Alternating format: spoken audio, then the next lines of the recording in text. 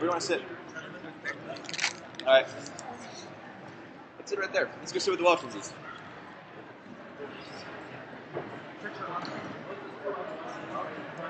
Right in front of us, judges. Right at the table. You want me to announce it? You want me to announce it? You want me to announce it?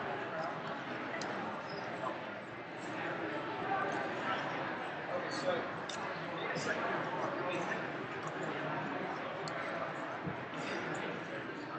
we're going to do a group photo. Every one of you are going to be in, so put on your best smile for the first Party Championship of STOA in history. And you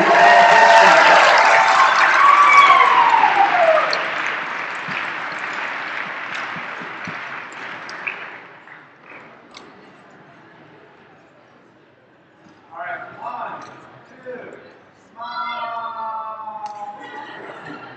All right, now. 1, 2. Whoops. 1, 2, smile. Okay, the final shot. You don't want to just back up.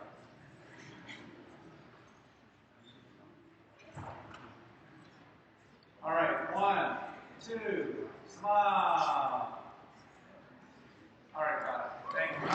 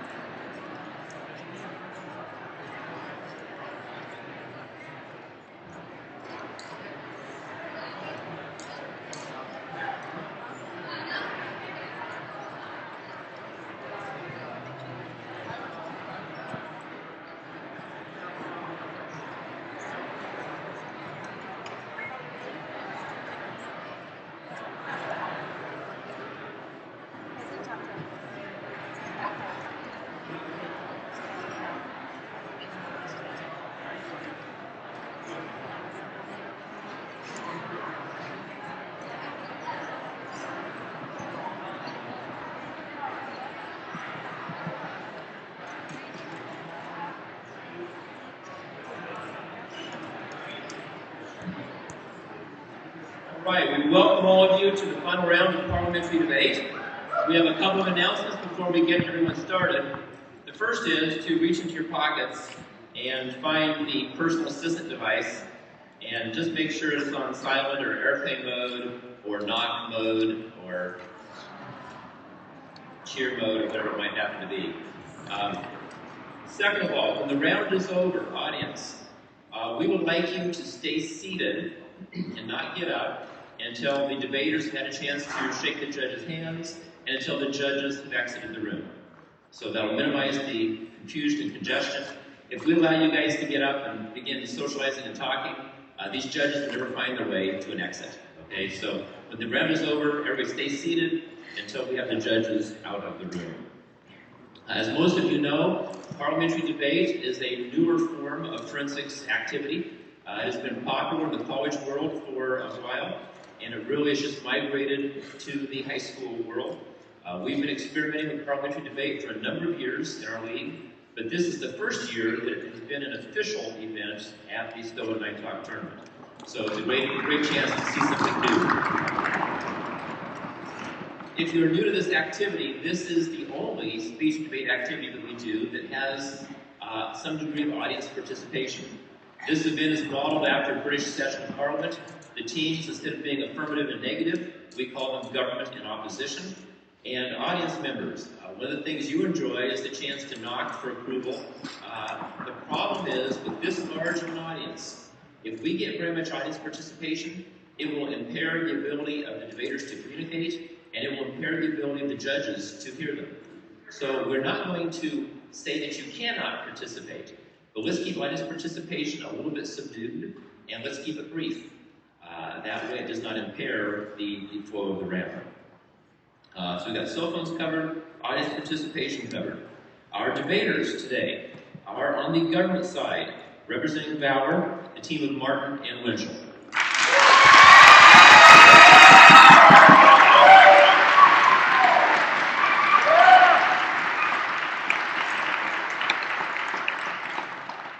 representing the opposition today from the Club of Speak Out North Texas, the team of Chapman and Heise.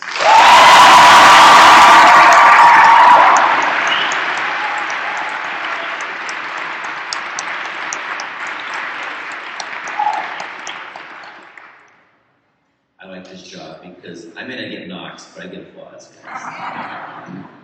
Okay, our topic, which was drawn roughly 20 minutes ago, that these debaters will be debating, is that the United States federal government should privatize the United States Postal Service. So this is the resolution that we have before us today.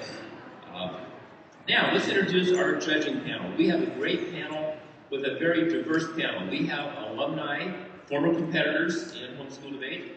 We have parents and coaches, and we have community judges here. This should make for a very good panel. We have 11 judges. Competitors, your timer is to your left on the end of the table.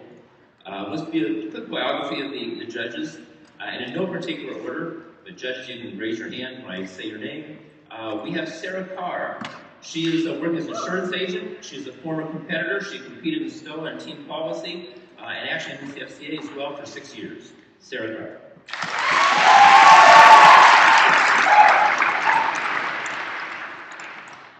We have Isaiah McPhee. He is an analyst at 9 Lenses. He holds a BA degree in Strategic Intelligence from Patrick Henry College. He was a competitor himself. Isaiah McPhee.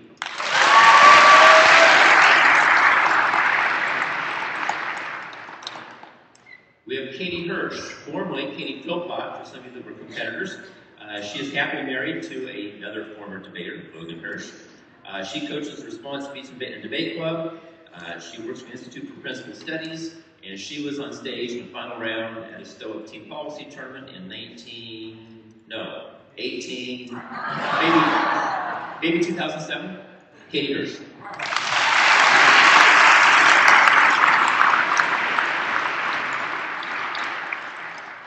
We have Patrick Ortiz. Patrick's a former competitor. He competed for 5 years in NCFC and STOA. He is a college competitor attending Concordia University. Mr. Patrick Ortiz.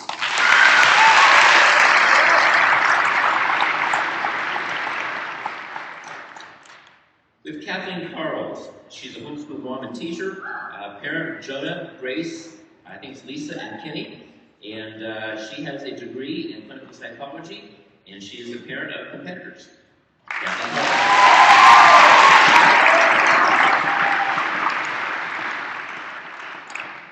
Bethany Garcia, mother to Louis, Levi, and Grant Garcia. She put on here that she's a full-time domestic engineer. What she means by that is that she's framing the future of the world. She is a parent and coach.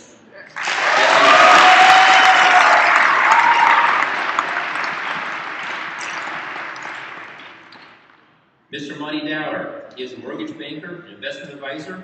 He is a parent of competitors, and he has been around the league and is judged for a good number of years. Mr. Monty Dower.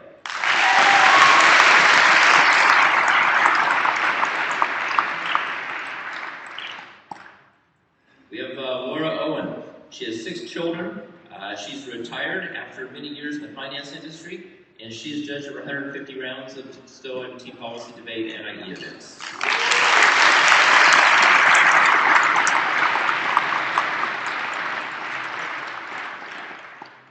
We have Terry Tanaka, who's Vice President of Central Pacific Bank and joins us as an outside expert from the community.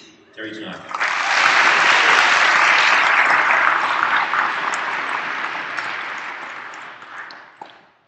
We have Mr. Joe Wallenchuk. He's a PhD. He's Dean of the College of Business here at John Brown University. And wonderful facility, great university. We appreciate you representing the university. Mr. Joe Wallenchuk.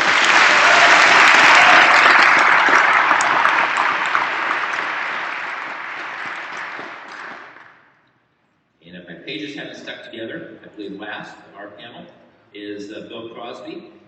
He is a teacher with the Potter School. He's a retired attorney.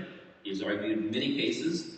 Most noteworthy, what gave me a chuckle, was that he is apparently, in the history of the state of Missouri, the only attorney to cross-examine a dog during a case.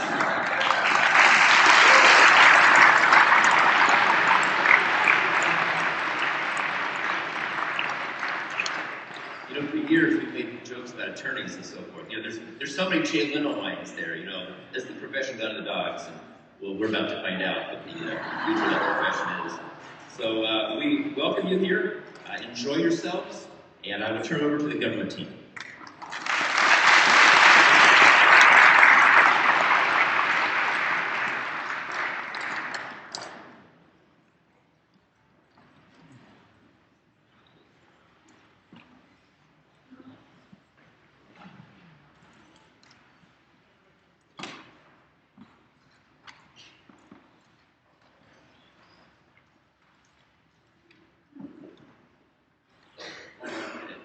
Judges ready in my time. And my opponents? Then we'll begin. It was Winston Churchill who once said, Americans will always do the right thing after they've exhausted all the alternatives. It's because the policy and the status quo towards the US Postal Service is simply exhausting faulty alternatives. We would urge you to uphold the resolution that the United States federal government should privatize the United States Postal Service. With that said, we're going to start off with some resolutional analysis, demonstrating what we're going to be discussing in today's debate, and there's two specific points we'd like to highlight. First of all is that of net benefits. Net benefits. The criterion or weighing mechanism we urge to use to determine the winner of today's debate is that of a net beneficial calculus, determining whichever team garners the biggest impact and can actually affect the most people the most beneficially is the one that should warrant your ballot. The second point is that of the definition of privatize. The definition of privatize. Now, this is defined as the sale and transfer of a government program to the private sector. Pretty straightforward. I don't think there's a lot of contention on that point. So with that said, let's go to the background. What's going on in the current system? You can tag the background point is that of bankruptcy inevitable. Bankruptcy inevitable. In the current system, bankruptcy of the US Postal Service is inevitable. We're going to show this through two subpoints. Subpoint A is losing money. They're losing money. The US Postal Service is losing money hand over fist right now. They can't even pay the $5.5 billion for health benefits for many of their employees, and that's actually causing them to have to lay off many of their employees because of the unionized workers that are having to get the health insurance. So they can't pay money for their employees' health benefits, and as a result are having to have massive layoffs. Subpoint B is inevitability. Inevitability. Now in the current system, the US Postal Service is $45 billion in debt. The Postal Service crash is inevitable. Their bankruptcy is also inevitable because they are so massively in debt. So that leads to our plan text. The plan is the U.S. federal government will auction the U.S. Postal Service and FedEx will purchase it. The U.S. federal government will auction the U.S. Postal Service and FedEx will purchase it. The agency and enforcement is President, Congress, and any other necessary means of the federal government. Timeline is immediately upon a governmental team ballot. With that said, let's go to solvency. Why is this specific course of action going to solve for the problems in the current system? And then we'll go to the advantages of adopting this proposal. Our first solvency point is that if FedEx wants to buy it, FedEx wants to buy it. And we're going to demonstrate this through two subpoints. Subpoint A is $1.4 billion. $1.4 billion. Now, in the current system, FedEx actually garners $1.4 billion in the air traffic ways that are actually accessible through the U.S. Postal Service. So they're getting a lot of money through the U.S. Postal Service, and they actually specifically came out and said they actually want to acquire it because that would increase their business capital. Subpoint B is that of maintain income. Maintain income. The reason FedEx has said they want to purchase the Postal Service is to maintain their income and their accessibility to air flight paths. In the current system, FedEx doesn't actually have the capability for daytime air flights. That's reserved for the U.S. Postal Service. If they were to purchase the Postal Service, that would increase the ability of them to actually do the overflights and actually increase the production capability of that company. So FedEx wants to buy it. The plan's going to solve on that level. Let's look to the solvency point 2, which is that of empirics. Other countries have also successfully privatized their postal services, and we'd like to demonstrate 3 specific examples on this. Subpoint A is that of Germany. Subpoint A is Germany. Germany recently privatized its US Postal Service, and it was noted by many economists as a massive success story, and actually their GDP per capita increased slightly over the country. So not only did we not see a decrease in the economy from privatization, we actually saw an increase in economic growth once Germany privatized their postal service. So point B is that of Japan. We also see this historically in Japan. Japan privatized their postal service. Once again, we saw a slight increase in GDP per capita growth rate, as well as we saw no deleterious effects to the economy. So we see historical precedent that this is actually successful for this specific policy. I'll get you at the bottom of this position. Finally, subpoint C is that of FedEx. In the current system right now, FedEx has 300 packages a minute. So FedEx is an extremely efficient and effective program and would actually be able to take the weight of the US Postal Service. That's why they said they want to buy it. You disagree? You referenced slight increases in GDP in both Japan and Germany. Is there any reason for us to believe that this increase in productivity can be attributed to the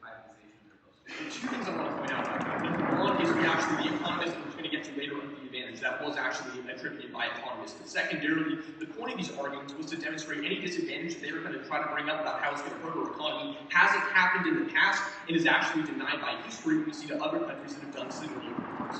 With that said, let's go to the advantages. Advantage one is that of accountability. Advantage one is accountability. We're going to have 2 points under subpoint A in the background. So subpoint A is the background, there's 2 points we want to highlight. Number one is that of Armstrong scandal. Armstrong scandal. Now, the US Postal Service used $32 million of our tax dollars to fund the Armstrong's biking program. They knew he was cheating at the time where he was actually given the money, but they still funded him $32 million with tax dollars. Is that the job of the Postal Service? No, but they did it anyway. They provided $32 million to a biker that was cheating in the private sector. That is not their job. The second point, that is inefficiency. The second background point is inefficiency. We see 85% has been unionized in the current system, which means they can't implement many of the reforms that they want to, they can't provide any layoffs, they can't cut health benefits, which is why bankruptcy is so inevitable in the current system, is because they're so inefficient, they're using your money in the wrong way. So point B are the links. We have 2 specific links. The first link is that FedEx will waste the money. FedEx will not waste the money. Now, the warrant for this is that FedEx is a private company, which means since they're not unionized, they don't have the incentive to make more money. That's the problem. The government has no incentive to make more money because they're going to get the same amount of money no matter what because of the union. When they're in the private sector, now they actually have an incentive to make money. That's the way capitalism works. The second argument, though, is that simply it's not unionized. It's not unionized. FedEx is actually the only private postal service that is not unionized. That's why FedEx is specified in the plan text, which will solve for this advantage. Finally, subpoint C is the impact. That impact is out of transparency. The impact is transparency. You deserve to know how your tax dollars are being used. When the Postal Service in the current system is using $32 million of your dollars to fund a biking scandal, that is an ineffective and irresponsible use of the tax dollars, ultimately wasting your money and demonstrating the failure of the current system. Advantage 2 is that of the environment. Advantage 2 is the environment. Subpoint A is the background. Once again, 2 points I want to highlight. The first is that the Postal Service causes pollution. The Postal Service, as it stands now, causes massive pollution because of the way that they're actually using their vehicles. They were sued in New York last year just because of the massive amounts of pollution. And the second point is that of no reform. No reform. Business Insider said just a couple of weeks ago, they can't reform their vehicle standards because the unions are blocking every attempt. They have no way to reform the environmental capabilities. This has caused, actually, the solvency for this is that FedEx is efficient. FedEx is efficient. We've seen a 20% increase. FedEx has improved the capabilities of their systems, which means there is a more efficient system that improves the economy and decreases pollution. If you vote for the affirmative plan, vote yes.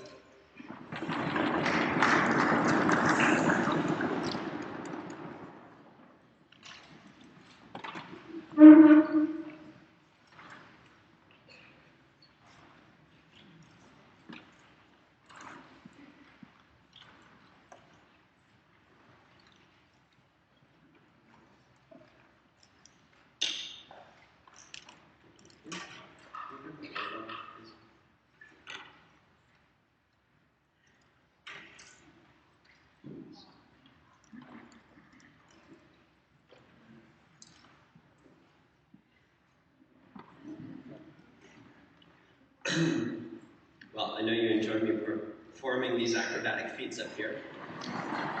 And frankly, I enjoy you enjoying me. So, well, big business is nobody's best friend, and big government is a universal specter. It's something that Marx heralded even as a ghost.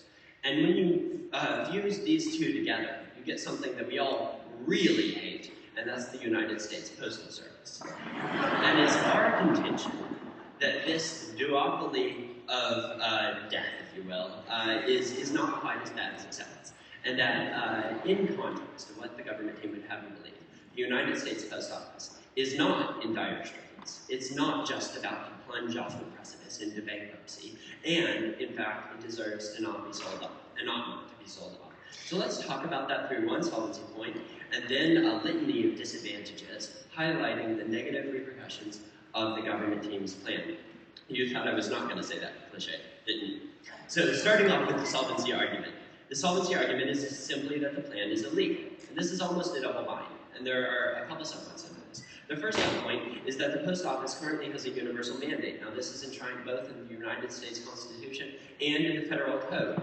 And in the US Constitution, in Article 1, Section 8, it specifically outlines that the prerogative of the government is to, among other things, administer the post office. And if that weren't enough, the United States Code also substantiates that what's called a universal mandate, that nobody can deliver mail but the US Postal Service.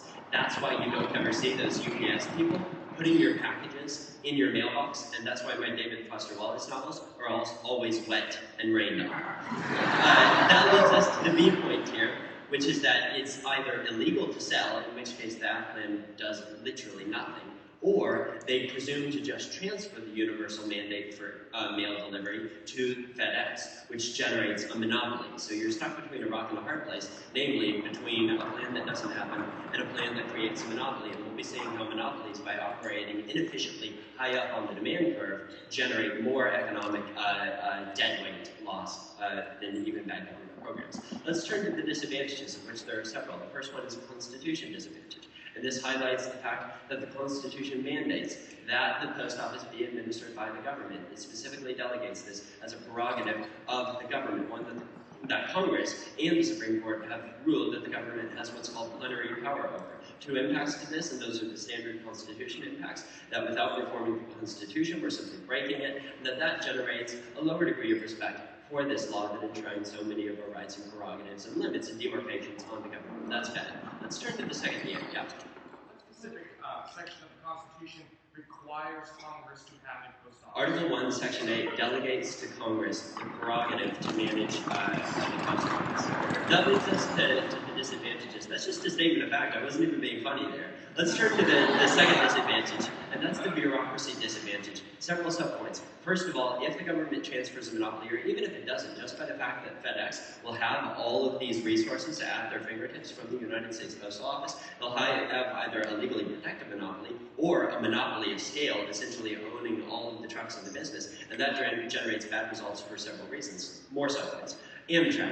Amtrak loses $600 billion a year. They survive only off of the government's $1.4 billion subsidy. They turn no profit, and they've never turned a profit. Second of all, Alcon, the famous aluminum industry during World War II, a government-protected monopoly, generated huge deadweight losses and extorted from the government. And last of all, just for a fanciful example, the East India Trading Company was a really bad monopoly and caused colonization and bad political mobilization towards the destruction of Indian habitats. Yes? All right, now you're talking about all these impacts, about how horrible a monopoly is. The status quo, if I understand this correctly, the government has the monopoly on the private sector. Isn't that true? Because the government now has that. Yeah. So the monopoly exists now. Oh, totally.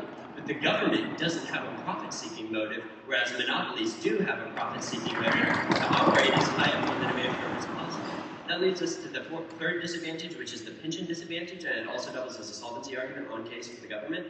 Essentially, that FedEx would never take on, though they might want to buy the airways, they would never in their right minds take on the pensions of all of the retired US Postal Service workers, which are some of the biggest expenses that the Postal Service takes on. 3 subpoints over here. First of all, the Post Office actually runs a pension surplus every year of $11 billion. Their overall deficit, or their operating deficit, is only $6 billion.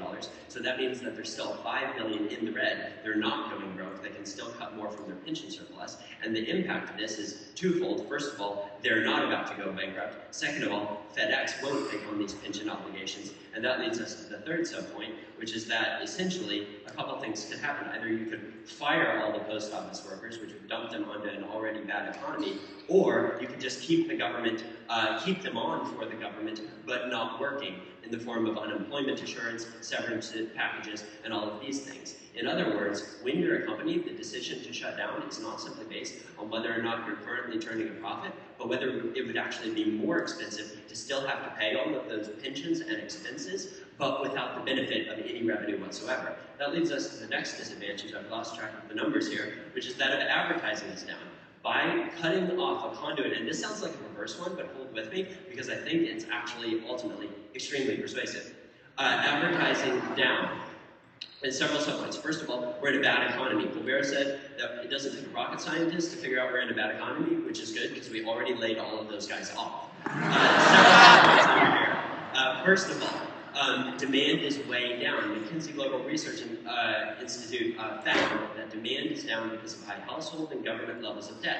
What that means is that people aren't buying anything, and if people aren't buying, businesses aren't selling, and they aren't hiring, and it ripples back through the economy in a negative and sluggish effect. That leads us to the second subpoint, which is that ads are critical in genning up demand. They do this by two things. First of all, they increase consumer awareness about available products that you can buy. Second of all, they increase competition among businesses by lowering each other's prices, because if you've got the KFC advertising for your business and the Popeyes across the road, that'd be a really bad place to be stuck between. But still, if they're both advertising for your business, they'd be reducing their prices in accordance with each other's price reductions. And in the local monopolistic markets of fast food and junk mail advertising, that generates lower prices, more demand, and an ultimately better economy. This would be cut off. We can say that this might need to be cut off at some point, but let's not do it right now in the worst economy since the Great Depression. And the last point is that the Postal Service hires a lot of people from lower or middle income classes, and that those people would be thrown into the poorhouse, not just figuratively, but literally in many ways, were the government team slaying bats. Thanks.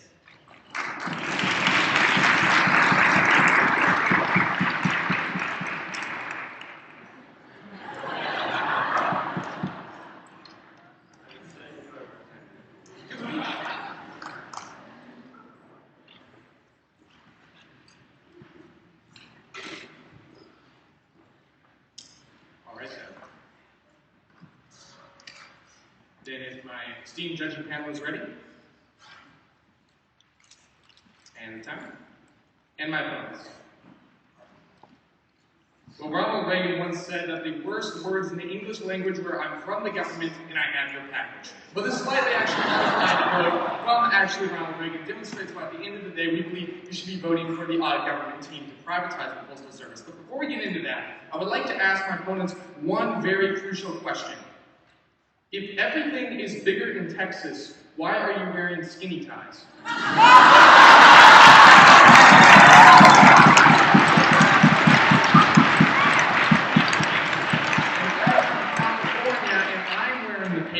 Something is wrong. All right.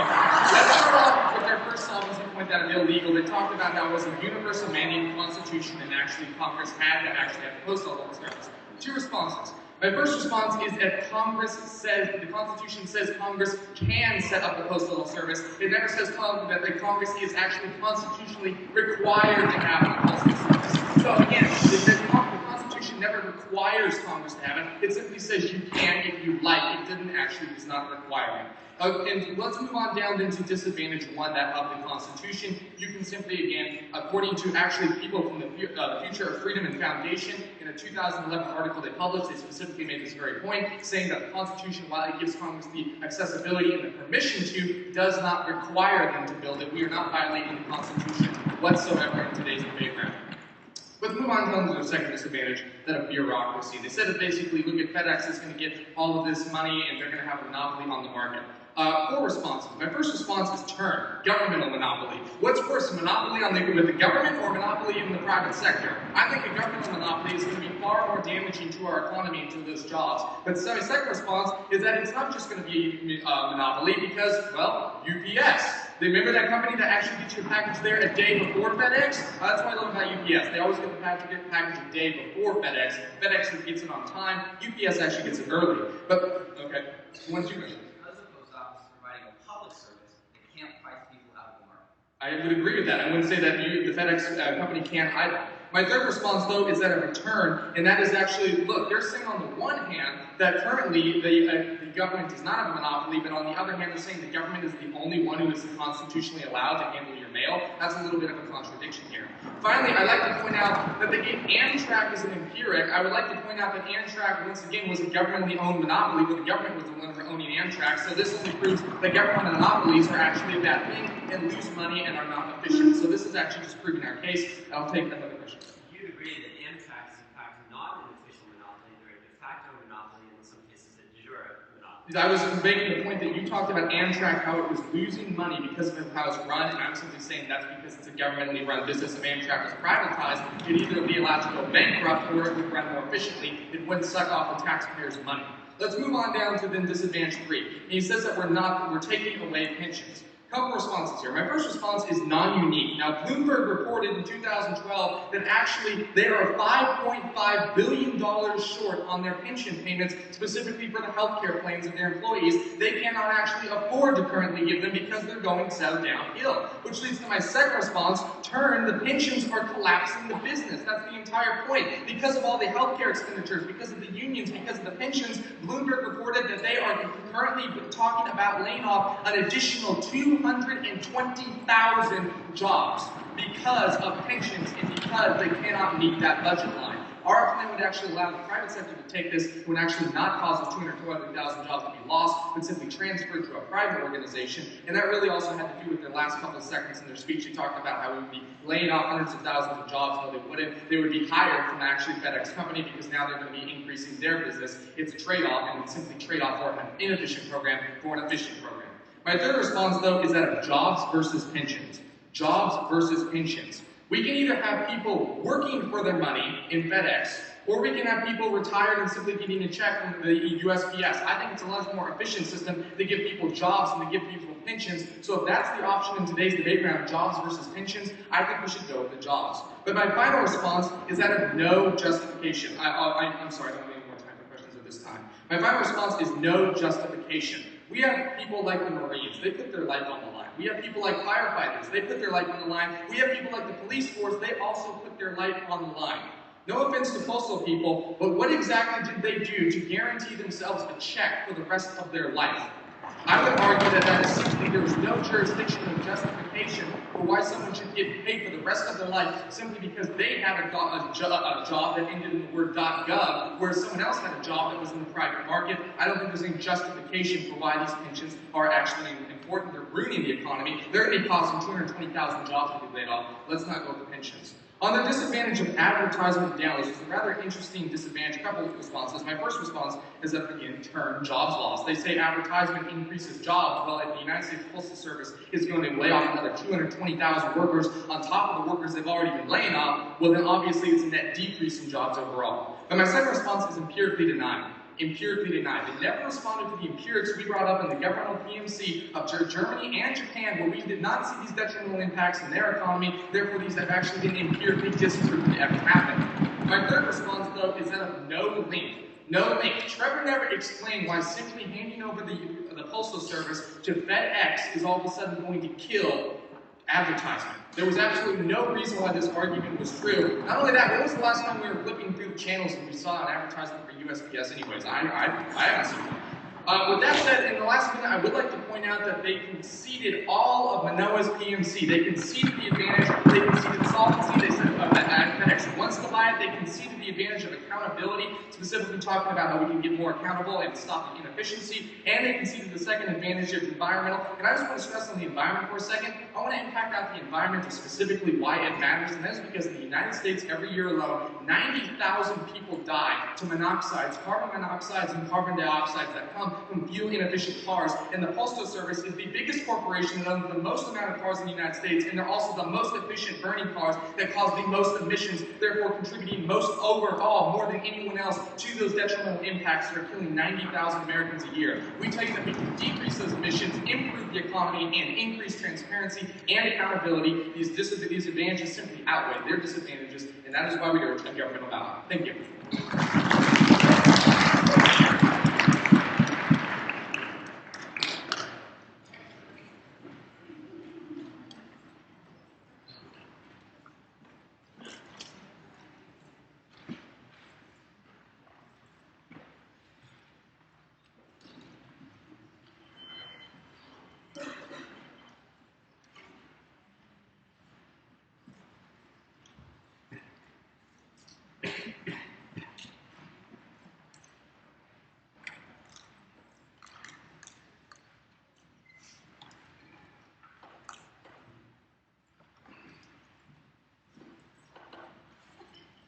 I have a question to the government team. If Californians are supposed to be urbanized hipsters, why are they wearing paisley? That's my report. We're going to claim about our ties, and now that we've got the fashion out of the way, let's get to the business. I'm going to begin by responding to harms, solvency, advantages, and then turning your attention to our disadvantages. First of all, they presented the harm that bankruptcy was inevitable. I have two responses. My first response is a surplus. My partner and I agree that the post office cut pensions by about $5 billion, but they are also running, according to recent statistics, an $11 billion surplus. They cut the pensions because they didn't want to dip into that surplus, but they still can if needed. They overfunded their pensions by 105% last year. There is no inevitability of bankruptcy. My second response to this argument is property. The Postal Service owns about $8.5 billion in property assets that their Inspector General said they could leverage and sell in the event that they went under. So they do have a fallback plan. It's not as if they're just going to go bankrupt without any plan B. Let's turn now to solvency. Their first solvency point was that FedEx will buy. And my partner pointed out that that's illegal under Article 1, Section 8 of the Constitution. They responded by saying that this section doesn't require the government to deliver mail, it just gives the government the prerogative to deliver mail.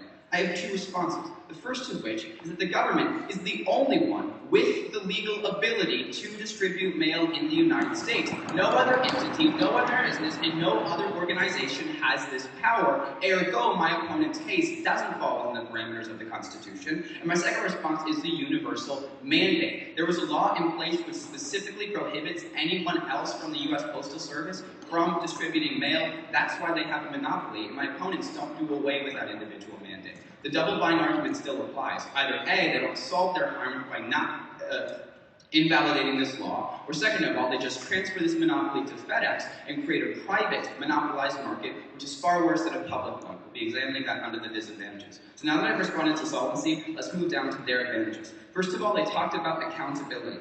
I have one response. They said inefficiency and talked about why, because FedEx or the post office is unionized, as a result, they can't cut pensions or reform their trucks. One response, that's why you can't privatize. The Postal Service is unionized, and thus the government is contractually obligated to provide certain pensions to government public workers. My opponents would be abandoning these workers and violating their terms of agreements, i.e. job contracts, by abolishing the Postal Service and transferring that prerogative to a private company not similarly obligated to provide these pensions. That's why their case doesn't work. And let's turn finally now to our disadvantages, of which there were four. The first of which had to do with the Constitution. I already addressed this. The Constitution only vests the government with the prerogative to distribute mail, and the universal mandate is still an issue that their case does not overcome. Our second disadvantage had to do with bureaucracy. They responded by saying that there's a government monopoly now, so this argument is non-unique.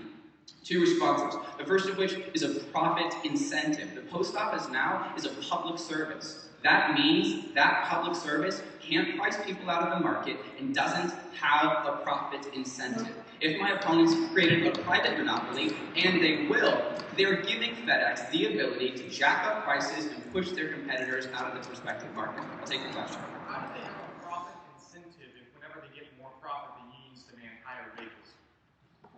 Can you repeat your question? Yeah, how does the government have a profit incentive when the unions are taking any money? How does the government have a profit incentive if they're not getting any additional profit from any increased business? That's my point. They don't have a profit incentive, and as a result, the public monopoly is far less pernicious, far less harmful, and far less conducive to control of the market than a private monopoly. Second of all, they said UPS is still up and running and they can compete. One response, FedEx edges them out. My opponent's case is giving FedEx billions of dollars in assets and resources, and then expecting UPS to compete. That's just not fair. They're giving FedEx what we believe to be an inequitable advantage in the private market, and as a result, a monopoly will de facto be created. Their next argument, they said Amtrak just proves why government monopolies fail. One response, Amtrak is a privatized organization subsidized by the government, and when it was privatized, it fell into bankruptcy. That was my opponent's argument. It is not in any way, shape, or form like the post office.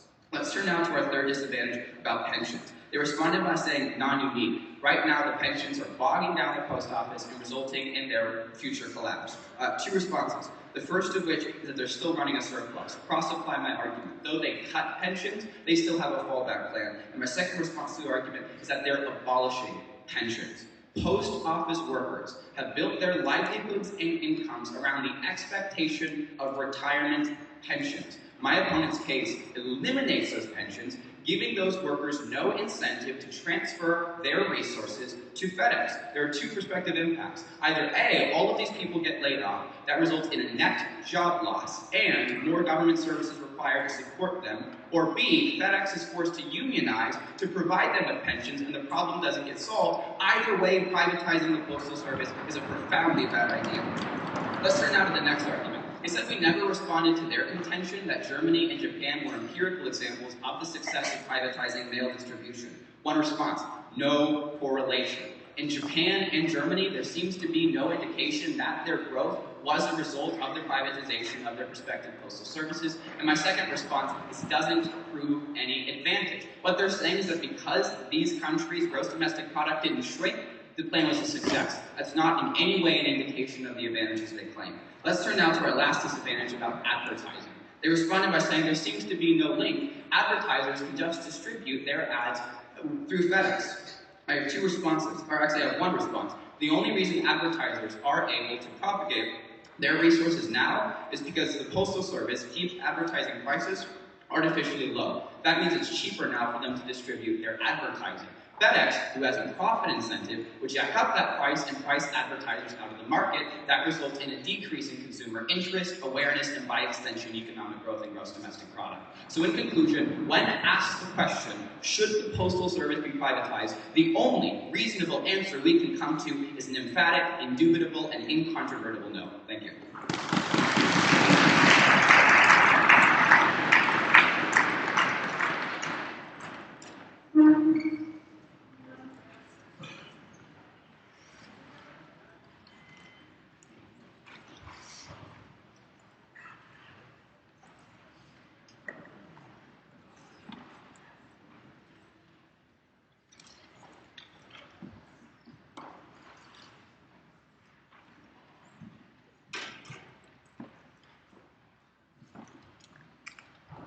This whole hand and foot service is how I imagine my life someday.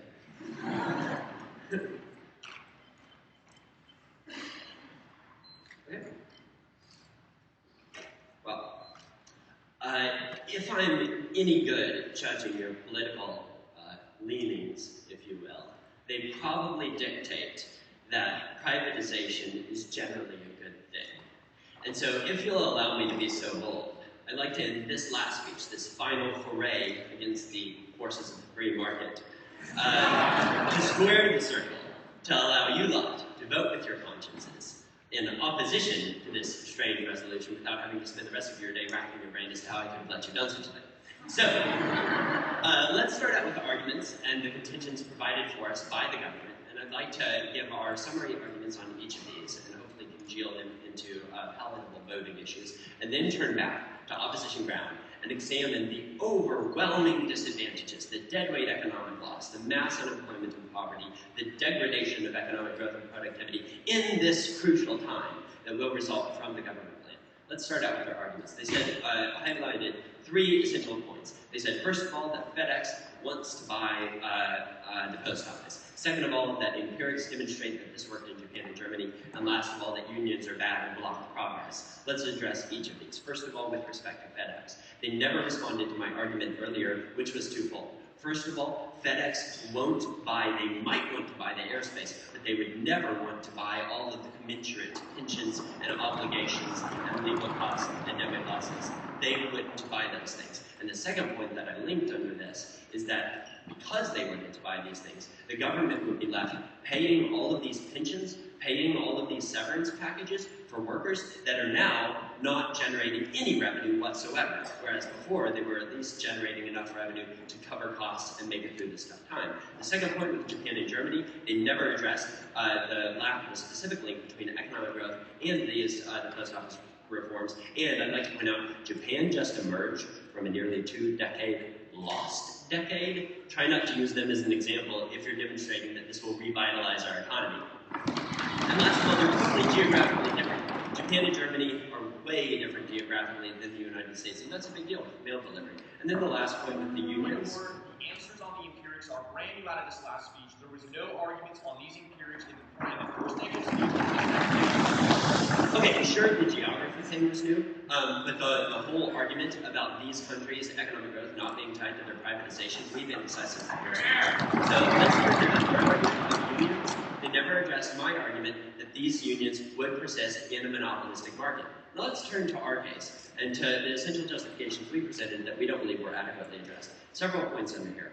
First of all, the solvency of law. A couple subpoints. First, the universal mandate gives only the government the prerogative to distribute mail. Two subpoints, the Constitution does, and the universal mandate enshrined in the US Code does. Second of all, we argued that this makes it illegal to transfer, or illegal to sell off the post office. Now, presumably, since they're not just claiming no solvency and failing to sell off the post office, they're going to be transferring this universal mandate to FedEx. That's the only other option in this double bind that we've set up, and they never explicitly rejected this. So we've got a government-regulated monopoly, or not regulated, a government-granted monopoly, which is worse. And the impact of this is, first of all, that you've got an inefficient monopoly, and second of all, the constitutional violation that I outlined earlier, which is that it's illegal for any other private business to start assuming the prerogatives and roles of the United States government in this area. There's a reason the Constitution delegates this prerogative just to the government, and that's because if you get a legal obligation that sets up a monopoly, if you say only the government can distribute mail,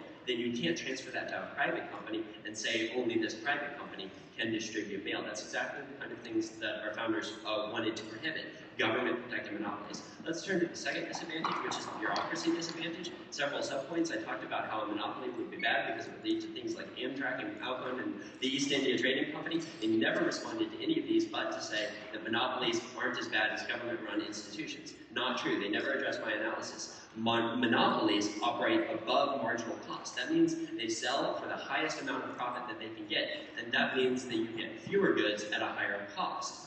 Government-provided monopolies operate at the margin. Essentially, they operate just where they need to not make excessive profit and to not incur excessive loss, which means that you get more services for less cost. Monopolies are worse than well-regulated, which is what the post office is, government-run services. That leads us to the third disadvantage, which is the pension DA. They said, look, it's better off to not pay all of these useless pensioners. Well, we would protest for two reasons. First of all, the government can't simply lay all of these people off because you've got multi-year severance packages and they've got the pensions that they've still got to pay. And it's better, if we're going to be paying these people, to at least have them earn some money. Thanks.